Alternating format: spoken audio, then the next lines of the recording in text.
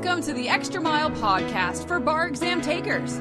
There are no traffic jams along the Extra Mile when you're studying for your bar exam. And now, your host, Jackson Mummy, owner of the Celebration Bar Review. Well, hey, everybody. Welcome to episode 254 of the Extra Mile podcast for bar exam takers. This is your host, Jackson Mummy. And if you're watching on video, I'm not actually in the cathedral in New York City. This is just where I was last week for the graduation of my son and daughter-in-law from Columbia University, following the week prior to that being in Hinkle Fieldhouse on the campus of Butler University for the graduation of our grandson from Butler. So I feel like I have been graduated out, and if I hear that graduation song one more time, I'm probably going to lose it. Anyway, I'm glad you're here with us today. We are so glad that you've graduated and that you're ready to move on in your bar exam studies. Now, as this episode is being released, this is another big week for us at Celebration Bar Review because we're about to begin, I think it's our 5th live, what we call PhotoReading boot camp. This is a 2.5-day session that we do here in Celebration, Florida. We bring students in from all over the country, in fact, all over the world. I think we've got someone coming in from Israel for this particular session. And we are going to be delivering live instruction on essay writing and using the tool of photo reading and mind mapping and paraliminals all together to help with your essay writing, your multiple choice test taking, your performance test writing, and much, much more. So I'm really excited about that. We've done these before. We've had great success. In fact, our guest on the podcast today is a former boot camper who passed the bar exam in the District of Columbia this week. It's a UBE jurisdiction. But his story is really amazing because he actually began taking the bar 28 years ago in Florida. And so over nearly 3 decades, he has tried various times and various ways to get through the bar exam and in fact passed in February 2019. And I think you're going to really enjoy our visit with Alex. Now, before we get there, I just want to briefly bring everybody up to date on where we are on bar exam results.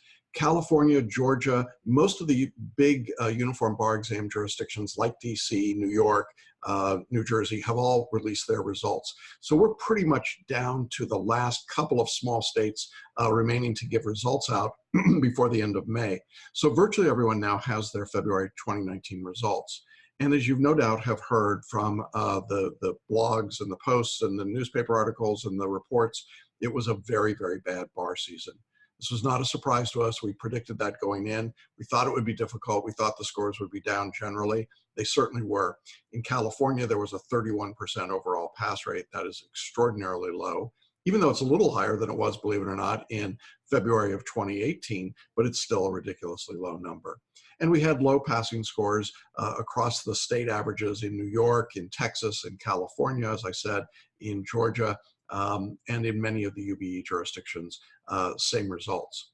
Now, we've been very fortunate at Celebration Bar Review to move against those trends. We've had great success, particularly with bar repeaters, people who wanted to make their next bar exam, the last bar exam. And so we've been trying to bring you interviews of some of those folks from around the country as they share their stories. And if you haven't checked those out, be sure to do that. You can also find those testimonial videos, those interviews, on our website at celebrationbarreview.com. Just click on the button for case studies, and you'll see, I think we're up to something like almost 80 of those interviews that we've done over the last couple of years. So a lot of great stories and a lot of great inspiration, and today will be one of those for sure. Before we jump into the interview today with Alex, though, I just want to let you know that you can either watch this video podcast by going to celebrationbarreview.com/254. That's the episode number. Or you can listen to the podcast on Apple iTunes Radio, on iHeartRadio, or Spotify, or just about any place that podcasts are syndicated, and whatever you would like to do. You might enjoy watching today's video, though, because Alex is kind of fun to watch. In any event, I also want to let you know that, as always, today's episode is being brought to you by our special free training program. It's called Do Something Different. Make the next bar exam your last bar exam. This is a look at the 4 steps that successful bar takers follow in order to pass their bar. We're going to show you what they do. We're going to hear from a number of those successful students in their own words. We're going to show you the process that you really want to follow to be successful, to make the next bar exam your last bar exam. Now, this training is completely free. It'll be given on Thursday night at 7 p.m. In order to sign up, you do need to click on the button here on the show notes page, either for the video or the audio, or you can go directly to celebrationbarreview.com/webinar and sign up there. And then we'll see you Thursday night at 7 p.m. For this training. And I don't think you're going to want to miss it. It's literally life-changing. We've had thousands and thousands of people go through it over the years, and I hope that you'll check it out. I think it can be the key to unlocking the door for you if you've been struggling on the bar exam. One final note before we jump into today's interview. We're now at the stage where we're roughly 65 days or so until the next bar exam in July 2019. And this is the time when I hear from people from around the country asking, is there still time to study and prepare for that exam? And the answer for us is yes. At this stage, we think you need to put in about 30, maybe 35 hours a week of study in order to be ready. Now, that's considerably less than the traditional bar review courses that would tell you that you need about 50 to 60 hours at this point. Our course requires about 250 to 300 hours of study time. And so if you begin now and you've got that 30 to 35 hours a week, you should be able to be prepared for the exam. But you can also begin now and start studying for the February 2020 exam. There's no downside to doing that at all. And in fact, we're already about halfway registered for our February 2020 courses. So I encourage you to check all that out. And you can do that at the top of this page. You'll see a link where you can get more information about the course or order your course and get started right away. So I encourage you to do that. All right, well, I think I've kept you waiting long enough. Let me just say that Alex Medina had been a student of ours going all the way back to 1991. He had not taken the bar exam every time or every year even in these last 28 years, but he'd taken the bar exam a number of times. And as you'll hear, he had come close on several occasions to passing the Florida bar, missing by just a point or two on more than one occasion. It was incredibly frustrating for Alex, but he never gave up. He never quit. He just would take a sabbatical occasionally and then come back to it. Well, last year, he and I talked, and I suggested that he change from the Florida exam to the uniform bar exam being given in the District of Columbia. And after some thought, Alex decided to go ahead and try that. So he went and took a new exam, the UBE, in February of 2019, and he passed. And as a result of passing the UBE on his first try, he's now able to be licensed in probably something like 20 or 24 states around the country, including New York and New Jersey and Illinois and just a whole bunch. So it's really an extraordinary story. Now, you'll see that Alex has quite a sense of humor. He doesn't take all of this all too seriously, although he works very, very hard. And don't let his sense of humor take you off of the main story here, which is how hard he worked and how difficult this process was. But Alex took advantage of the tools that we offer, our writing style, the photo reading, the Paraliminals, Holosync audio meditation. He attended our boot camp. And I think it's a great opportunity for you to see how those pieces come together to help him be successful. And it was really a great opportunity to talk with a dear friend. So I hope you'll enjoy this interview as much as I enjoyed talking with him. And here's our discussion with successful UBE bar taker, Alex Medina. Well, hey, everybody. Welcome back to Hanging Out with Successful Bar Exam Takers. And this is a call that I have waited a very long time to do and an interview that I am so excited about. I want to introduce you to Alex Medina, who has just passed the UBE exam in the District of Columbia. Hey, Alex, how are you? Good afternoon there, Jackson. How's everything? Well, it's great. You and I have quite a history over many, many years, and I want to explore some of that today. But I know that for our audience, we're kind of bringing them in the middle of a very long story, and we're probably going to have to back up a little bit. But I don't want to bury the lead. When did you take your first bar exam? Do you remember how long ago it was? Oh, I remember there, young man. It was a long, long time ago, back in 1991. 1991. And so from 91 until 2019 with some stops and starts along the way to get to this point. And it must be an incredible feeling for you. Oh, it's definitely one of the best feelings in the world. on so many levels, on so many levels. Yeah. Let's go ahead and sort of let our audience, I mean, why don't you go ahead and tell a little bit about your background and a little bit about your journey and how it began, and then we'll sort of bring it up into the current day, okay?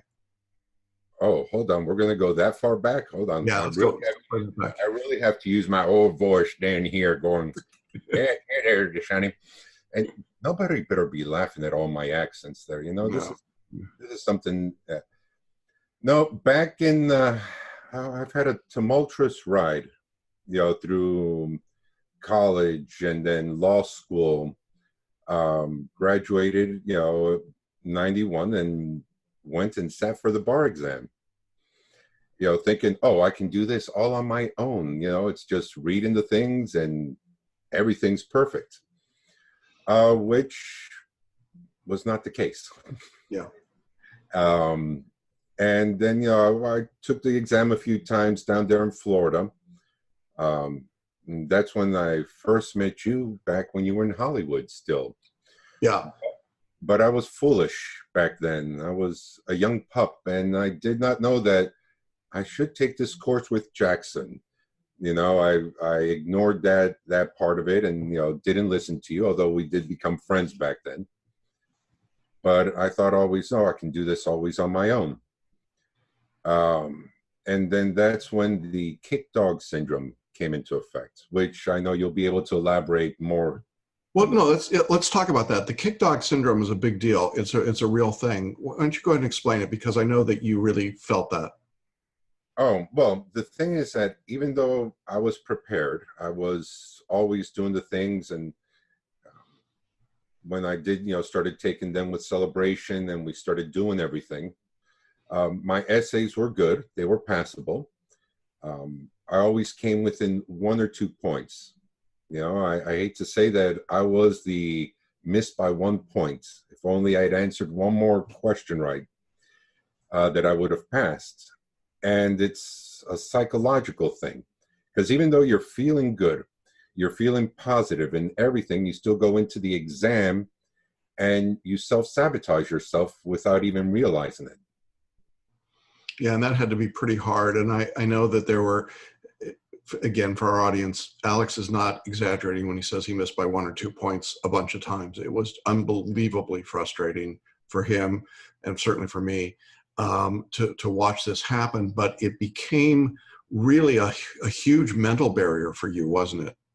Yeah, it you know, and even with all the things that, you know, we had talked about, with learning strategies, center points, photo reading, with Millicent and everything, and even, yes, I will say went to the neuro-linguistic programmers and hypnotists to try and get over this, but it was just something that it seems that I was that dog that, you know, even though it's like going, get away from me, I always, you know, wanted to go back and go, this time, is it okay this time? Am I good this time? And I didn't realize that I was actually sabotaging myself, you know, and unconsciously and all.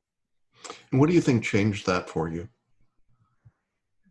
Well, it was switching over to the UBE, because, yeah. I mean, we discussed this, and you started saying to me, it's like, Alex, you do know that you've passed, you know, you saw my papers, you saw how I was writing, doing my mind maps and everything.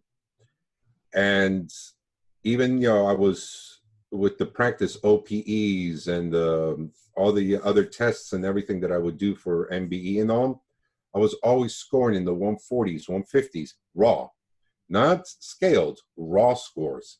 Yeah. That I was getting high. And I finally said, you know, this is ridiculous. And you had suggested at that point, it's like, Alex, take the UBE, take DC. Yeah, to be clear, you started with the Florida exam, and the Florida exam is one of the 2 or 3 toughest exams in the country in terms of the pass rate, the cut score. It's also one of the more difficult bar examiner groups. They play head games with applicants. They're very rigorous, they're very demanding, they're very inflexible. And I think for you, after literally decades of going and getting kicked and going and getting kicked and going and getting kicked, thus the kick dog syndrome, it became a point where you literally, no matter what you did, there was some deep level that just was, I just can't get past the Florida examiners. So when the uniform bar exam came along and became a viable option, one of the strategies that you and I discussed was, why don't we just have you take the UBE instead of the Florida exam and see what happens? And that was what led you to sit for DC in February of 2019, correct? Oh, yes. And that was a fun venture, especially with the government shutdowns. And is the bar going to be given? Isn't it going to be given? Yeah. Are you going to go to Tennessee? Do you have to go to New York now? Do you have to da da da da da da da da da da? And it was just something that was a bit of a nerve-wracking experience, because you know there was that uncertainty. But I said to myself, you know what? I can care less of what's going to go on. If they do postpone the DC bar exam overall, okay, so I'll take it in July. But I am studying the material. I'm studying my MBEs. I'm studying my things, and I'm going to new jurisdiction. Yeah.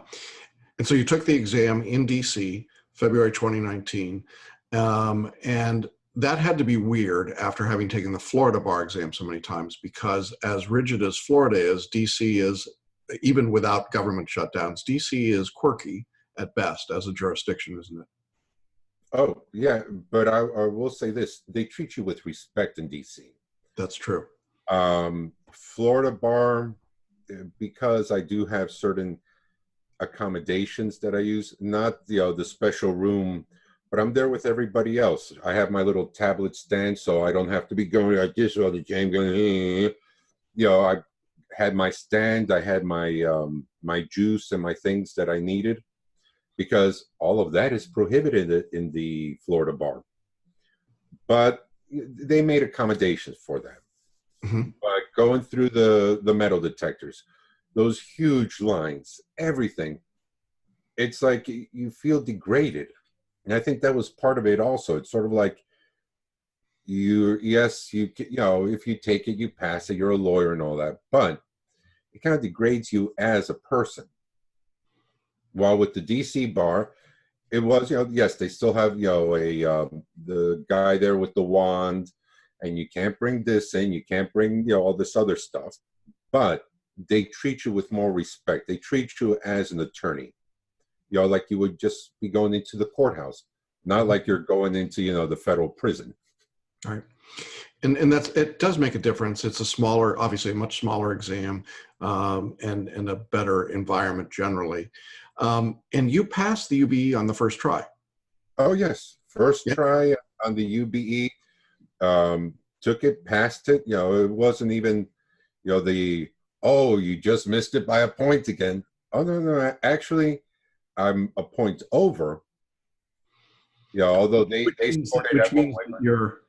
which means that you're eligible for licensure in about 25 states, including New York and New Jersey, a bunch of places. Oh, yeah. It's got to feel pretty amazing, doesn't it? Oh, yeah. No, it's fantastic. Even myself, if I want the warmth of Florida, actually, I can now go to the Virgin Islands with my 266, and I can practice down there, man. It's great. That's a pretty good deal. My Jamaican, my Caribbean accent is horrible, so that is terrible. Use that. Okay, all right. Well, we're going to circle back around here a minute and talk about what you did to study and how that happened. But I think it's important to point out to people that one of the most endearing things about your story is that you refused to give up. I think most everyone would have long ago walked away and said, it's just not going to ever happen for me. And that was not, there were times that you walked away for a while, but then you kept coming back and trying again and trying again. Can you talk a little bit about what your mindset was, why you decided it was important enough to keep trying this? Oh, because I'm so hard-headed to begin with. Why did I go to law school? Why did I do? To me, and you were talking about those, gaps in there. Because, I had my own business. I had, a lot of other things going on. And it's not I need this to work. I need this to, to survive. But I had the attitude of, well, I need to take, I went to law school so I can learn for my business, so I can learn for, myself and all.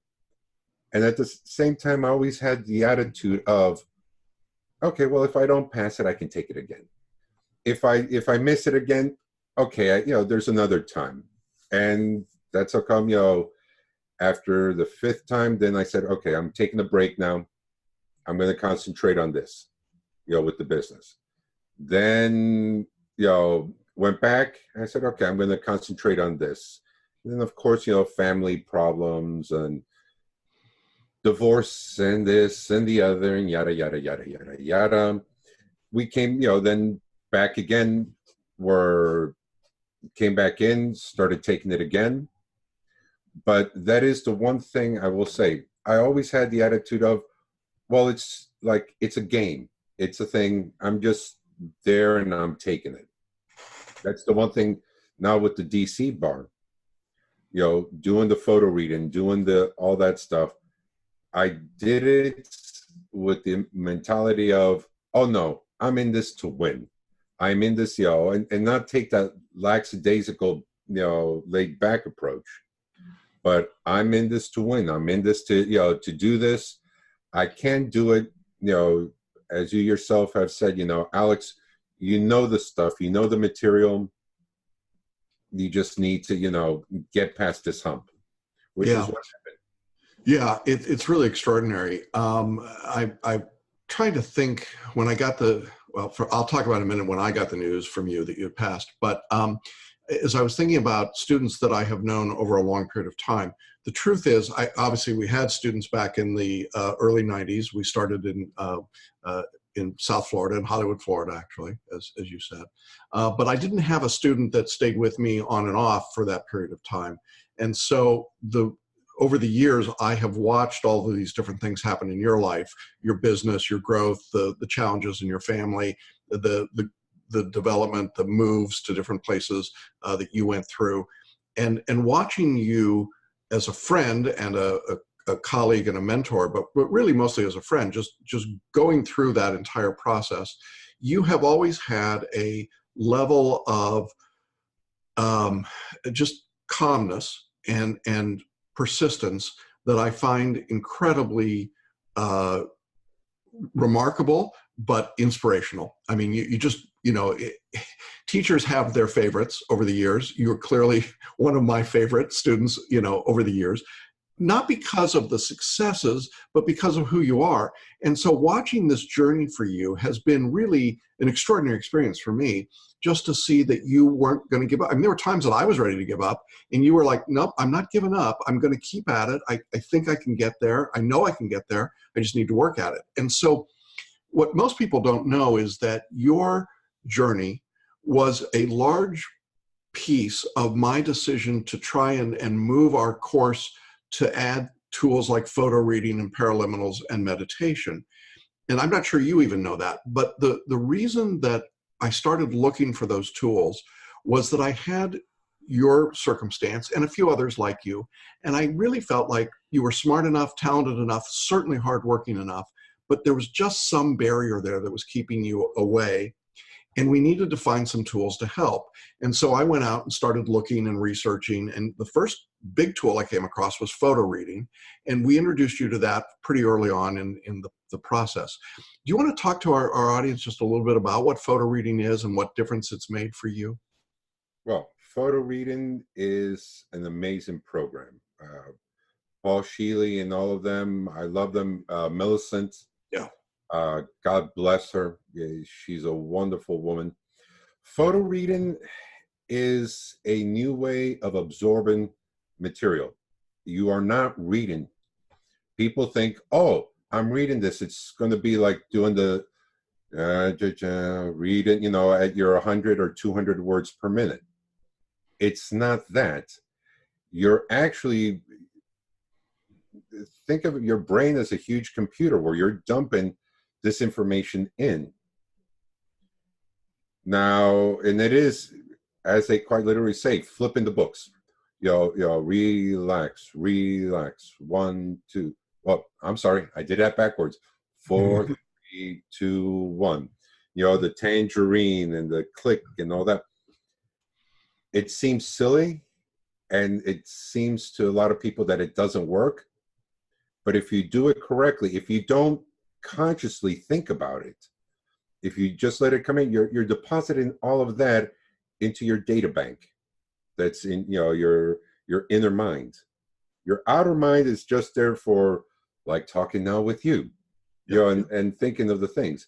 But that inner mind really is what takes all of this into consideration, and it's learning how to then be able to share it from the inner mind to just trust intuition and flow it out.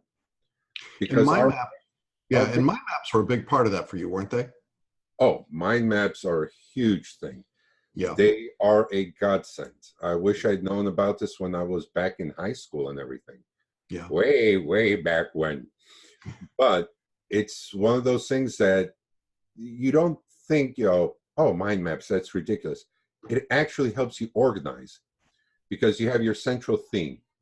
And then from there, you just start, going off, and, you go clockwise, and you start bringing everything into focus.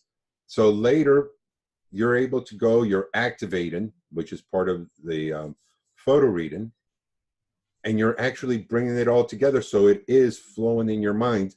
And, this is the way it's got to flow. Just, don't think about it. Just let it flow. Right. Let everything flow. So before the UBE exam, you didn't read word for word, line for line. All you did was photo read and mind map and go through the lectures and do question practice, correct? Correct. Right. And you created mind maps for not only the multi-state bar exam subjects, but then you had these new subjects of the UBE, things you had not ever tested before in Florida. So there were new subjects to you, things that were not part of the Florida exam. And you went through the same process of photo reading and mind mapping and working through the lectures. And you had a different essay format. It was a half an hour instead of an hour. So there were a lot of different things, a lot of different moving parts there for you, correct? Right. And also, like with the MPT being an hour and a half. That's right. You didn't have an MPT in Florida, so that was something completely new, right? Yeah, this was all new and everything.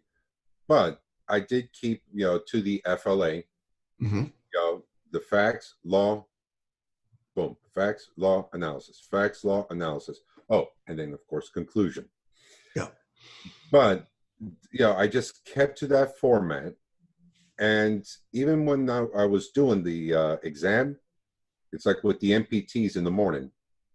Oh, I knew the first one, I nailed it. It's like, I sort of felt like, here's your answer key. The second one, ooh, that kind of threw me for a loop. But I just kept there with the format and said, okay, let me do FLA. And and it's like, I may not know it, but at least I can, wing my way through this. Mm-hmm. Same in the afternoon with my MEEs. I 4 of the 6, I know I nailed them. 2 of them were like, ooh, what am I doing here? But it's sort of like, okay, the facts, the law, no, facts, law, analysis. And even though I didn't quite know it, but I winged it. Yeah, and I think one of the keys of photo reading is that you get into that writing style, and it's just in time knowledge. As you're writing the arguments, the law comes to you, right? And you're like, I don't know where I knew this from. It's from the photo reading. It's from the activation, but it's not in your head until you need it. Right, and it was just, I'm just letting it flow and I'm winging it. Yeah, and then you got to the multi-state bar exam, day 2. How long did it take you to finish 100 questions? If I had done it my normal way, it would have taken me about 2.25 hours, 2.5. Myself, though, I just said, you know what? I'm just taking this slow. As always, first thing you do, photo read it, just not even think of relax, read it, forward, took it, flipped it upside down, went backwards. And then I said, all that I photo read, is in there. I'm just trust, my intuition and let it flow. Okay. And then you got through all the questions. And I went through, did all the questions, and I took my time about it. Good. You know, when all of a sudden I went going a little bit too fast, I said, Alex, relax. You've got the time. You're going to be here all 3 hours anyways. Might as well take it, enjoy it. I took a little break, went used the restroom, drank some water, came back, and then I was there and having my M&Ms. Yeah. Because after a while it's like, okay, here's an M&M. Here's okay, let's keep going. Yeah. And I was able to do it nice and relaxed. I didn't pressure myself of, oh my God, I got to do it in 1.8 minutes. No. Yeah. And I think those sort of that general approach, that attack to the exam obviously worked very well for you. One of the things that you did, you came to our first boot camp that we held, our live training. And I want to talk a little bit about that. What was that experience like for you to be at boot camp? We were talking about photo reading and how to employ it. But share with us a little bit about that. Well, I loved boot camp because the thing is, it was actually putting it into practice. Because as much as you photo read and you do all these things, when you're by yourself doing it, yeah, you kind of like, okay, am I doing this? Is it correct? At boot camp, actually, everything just quelled together. It just both fit. I was blown away with the mind maps because even though, yes, they talk about mind maps and all in the photo reading thing, I never really did it until at the boot camp. And then at the boot camp, I was able to, expand on it and grow with it. And it was, it was marvelous. Having there. You did pretty extensive mind maps. You had done them on computer, right? Yes. I did mine on computers. I did it freehand. At the end there, when I was doing my mind maps, actually I felt, even though I like computers and everything's nice because it's nice and clean and all, but doing it freehand, actually, it's one more activation into it because then it is the muscle movements and the things and that's very cool. It made it grow and everything. Yeah, and boot camp obviously was this opportunity to get live instruction and learning about photo reading and how to apply it to essay writing and multiple choice test taking. And you took those skills and you went and used them. And you have a very interesting tool you showed me before we started, and I want to just have you share it with people. It's a special pair of glasses that you use. Can you show us those? Oh, yes, hold on a second. Here, it's the groovy bee glasses type things. Yeah, so for those who are just listening and not watching, Alex has a pair of what look to be sunglasses, but they've got hundreds of small dots in them. What was the purpose of these glasses? Well, when you go to the optometrist and they're doing the tests and all, and they said, okay, cover left eye, cover right eye, but then they'll come back and say, oh, hold on, now let's put it the one with the pinholes in them, and your eyesight actually is a little bit sharper.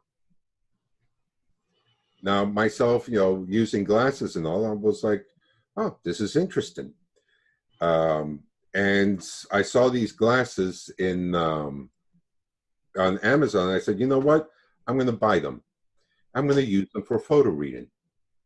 And they actually, were great because I put them on, and as I was photo reading, I was even less conscious about the books and everything. I kept saying, okay, as long as I see, the four corners and I'm flipping there and I'm just focusing on the middle, and then, everything is just as I'm flipping, it's all there. And my vision was just sharper and it just like snapped in there more. It was just an extra little tool that I used. Yeah, they're sunglasses with pinholes is the best way I can describe them. And it's a really interesting approach because what it does is it creates a softer focus. And so as you were reading, you were able to then relax, be more in the moment and be able to do it. I think people often ask me, will photo reading make a difference? I think you're a very good example of where photo reading makes a huge difference. For the efforts that you had, we saw your scores plateau at one point, and then we added photo reading, as I say, because I thought we needed to bring in some extra tools. And that's when you started getting really close and not quite over the top. And I know that was frustrating, but then we added paraliminal recordings and we added Holosync meditation. We started working on some of those things.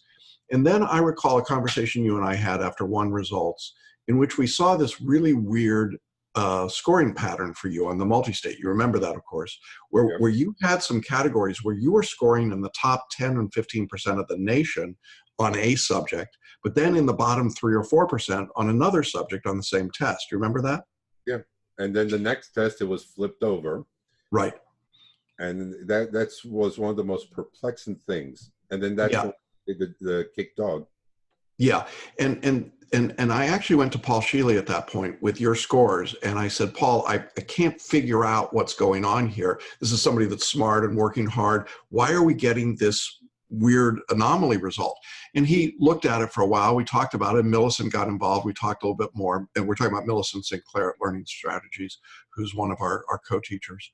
And we looked at it, and the general consensus was that what was happening was that on some of these subjects, Alex was literally relaxed and comfortable and letting the intuitive approach. He was responding to the questions. And when you did that, you were fine. You were scoring very well. But then you'd get to a subject or a question and you'd tense up, you'd tighten on the question, you'd start to be nervous, almost like you were, out over your skis, or Wile E. Coyote who's just run off the side of the cliff.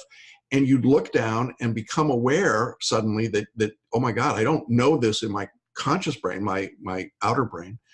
And then you'd freeze up, and you would it would be as though you'd never studied, because we hadn't put any information in your conscious mind. It was all in your non-conscious. And so those low scores were the scores of somebody who hadn't studied for the bar and just walked in to take it. And it was this weird anomaly, and we had to, and this is what helped us understand that what was really going on was getting you clear enough and confident enough to just trust yourself across all 7 subjects instead of a subject or 2 subjects per test. Is that a fair statement of the process? Yes. Yeah. And go ahead. Well, as I was saying, it is one of those things that, like the Wile E. Coyote, it's like, oops, oh, hold on. And all of a sudden, instead of just letting the intuition and everything just flow, I let the consciousness come in. And it's like, no, I can't be conscious about this. I have to be unconscious to be able to let everything just flow. Yeah. And that sounds so odd to people, and it sounds so terrifying. But in point of fact, that was the key. That was the breakthrough. Once you understood that you had to be in the flow, which is where the paraliminal recordings and the Holosync meditations came in to help get you into that mindset, then you were able to just let the exam happen rather than trying to force your way through it. Is that fair? Correct. Okay. So you take the exam, you leave DC, you've done all of this work, you've been through this so many times. What's it like waiting? Because DC is like the very last jurisdiction to release results. Oh, and this year they had a fun method. Yeah. I don't know if they've even publicly posted yet, but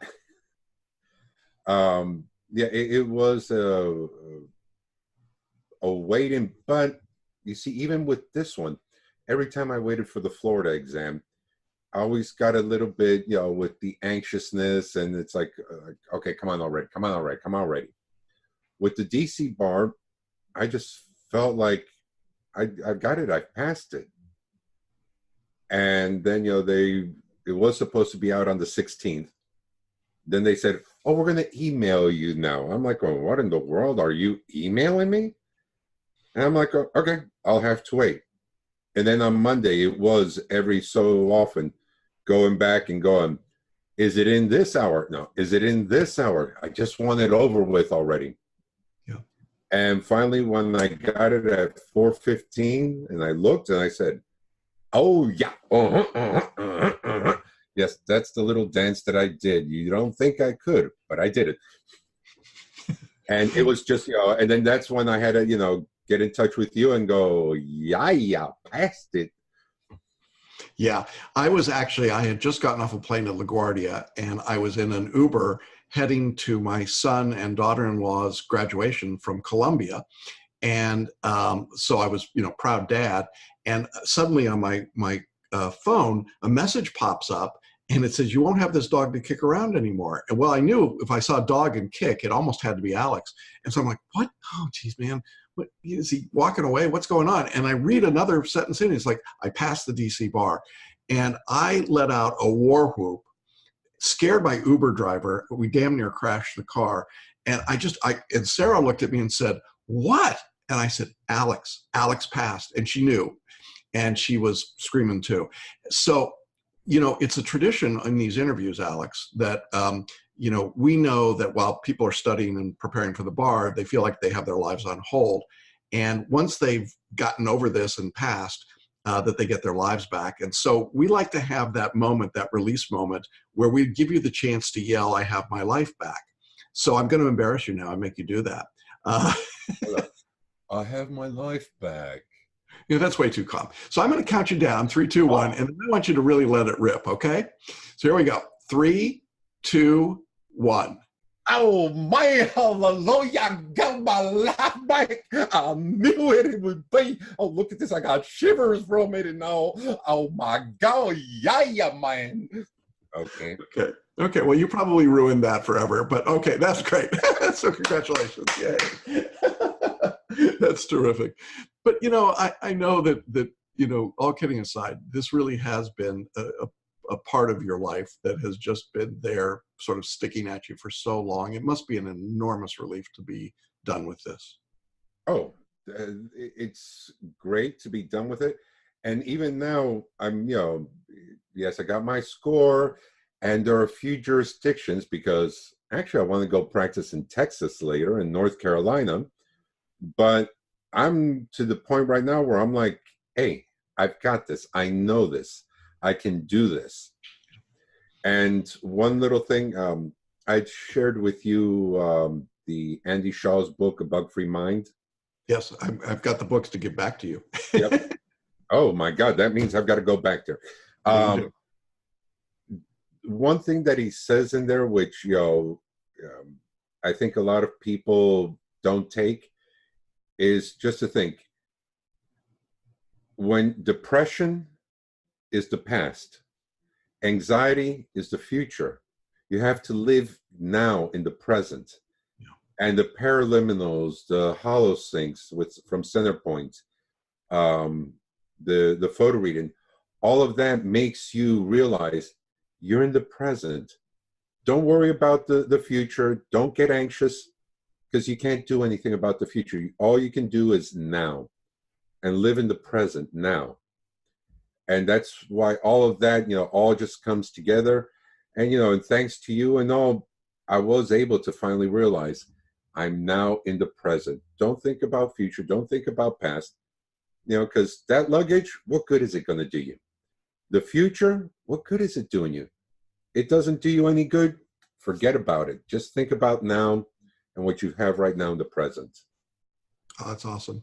Well, I think that's probably a great place to leave this. I know that your story will inspire a lot of people. I know that there are probably many people watching, listening, who are cheering along with me, who are just delighted for your success.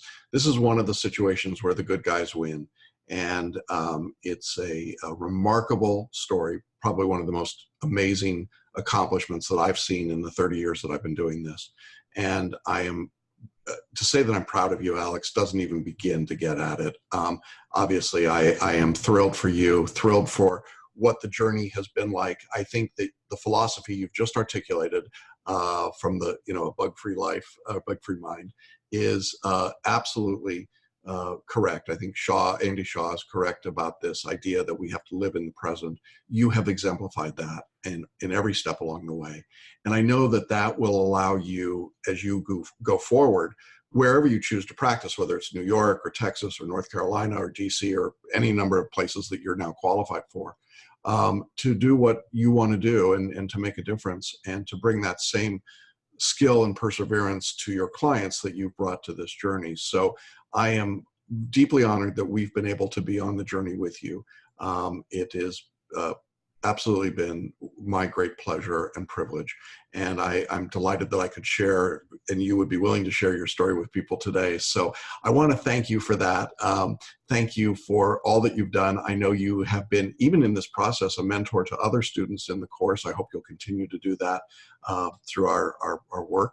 And, just excited, so very excited for you. Anything else you want to wrap up with? I know we've covered a lot of ground here, but I have to give thanks to, of course, to Sarah. I mean, she's put up with you all this time, putting up with me. So in a way, she has put up with me also. But also to Kelly, to June, everybody there in the celebration, staff and all, for all their hard work and everything, with keeping everything up to date. I truly appreciate it. Mwah! I love you all. It's beautiful. It's great. And Jackson, of course, to you, thank you again from the bottom of my heart. And to everybody out there, it can be done. Trust in the thing. Don't just go, okay, yeah, I'll try this. No, have full faith in it. Truly believe in it. And with the Paraliminals, the PhotoReading, the Holosync, you will see, your life overall. Don't just think of this for the bar. This is a life now that you have with this. And even now after this bar, I'm still going to be using all of this, in all of my work from here on out. That's great. Well, Alex, congratulations from all of us at Celebration Bar Review and our students and staff, and I'm sure for our listeners as well. And to all of our listeners and watchers, thanks for being with us. I hope you've enjoyed this as much as we have, obviously, and we look forward to talking to other successful students in the future. But for now, we're going to sign off and say thanks. And again, congratulations, Alex. Bye-bye. Bye-bye. Y'all come back now, you hear. Well, that's our episode for this week. Alex is a character, isn't he? But, underneath all of that humor and wit, there's a guy who is incredibly bright and worked just so hard. And what a great, great victory for him. We're very proud, as I said, to be part of the journey with him, and looking forward to seeing what he does with his membership in a whole lot of states in different bars. So it's terrific, and congratulations to Alex.